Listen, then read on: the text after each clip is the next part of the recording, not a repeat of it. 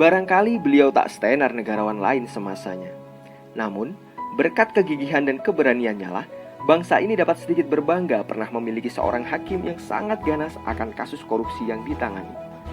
Lahir di Situbondo pada 22 Mei 1948, Artidjo Alkostar kemudian bertransformasi menjadi ahli hukum yang sangat disegani seantero negeri.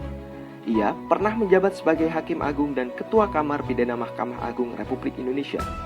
Ia terkenal karena vonisnya yang cenderung memperberat hukuman terhadap terpidana kasus korupsi. Bapak Artidjo Alkostar, seorang hakim agung yang pernah menjadi anggota Dewan Pengawas KPK pada masa jabatan Desember 2019 sampai dengan Februari 2021. Beliau mampu mengambil pilihan yang tepat ketika terjadi konflik kepentingan tanpa memihak, seperti contoh kasus pada Joko Chandra. Beliau menyimpulkan terdakwa bersalah dan divonis hukuman selama 20 tahun meski dua hakim agung lain membebaskannya. Beliau memperkenalkan dengan nama dissenting opinion, yang merupakan pendapat yang berbeda dengan apa yang diputuskan oleh satu atau dua hakim yang memutuskan perkara. Beliau tidak terlibat dalam politik praktis, beliau juga bekerja secara adil dan konsisten. Sikap nasionalisme yang ditunjukkan oleh Hakim Artidjo sangat jelas terlihat dari bagaimana menangani setiap kasus yang dikelolanya. Selalu tegas tanpa pandang bulu terhadap siapapun, bahkan ketika menangani kasus besar yang menimpa Presiden Republik Indonesia kedua, yaitu Presiden Soeharto. Ia juga dikenal sebagai hakim yang bersih dengan menjunjung nilai-nilai integritas khususnya pada bidang hukum.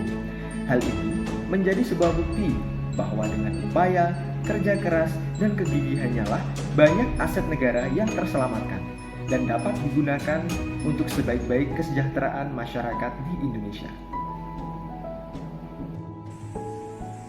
Bapak Artidjo Alkostar, beliau adalah seorang pengacara juga seorang hakim.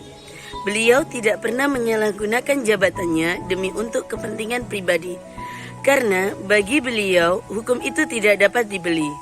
Bagi beliau, mencari keuntungan pribadi adalah memperkaya diri sendiri dengan cara yang tidak sah.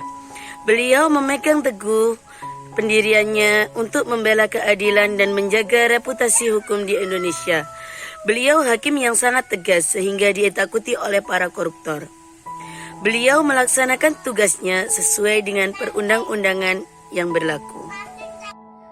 Artidjo Alkostar merupakan salah satu Dewan Pengawas Komisi Pemberantasan Korupsi. Menurut beliau, anggota Dewas harus profesional dan proporsional. Proporsional itu penting menjaga keseimbangan supaya lembaganya sehat dan bekerja baik sesuai harapan bersama. Beliau hakim yang dikenal killer bagi terdakwa korupsi yang memiliki komitmen terhadap pemberantasan korupsi yang sudah tak terbantahkan lagi. Keputusan beliau selalu mengganjarnya dengan hukuman berat. Yang dapat diteladani dari tokoh Bapak Artidjo Alkostar adalah sikap komitmen pada kebenaran, berkata dan berbuat benar, dan berjuang menegakkan kebenaran. Bapak Artidjo adalah favorit rakyat yang merindukan keadilan.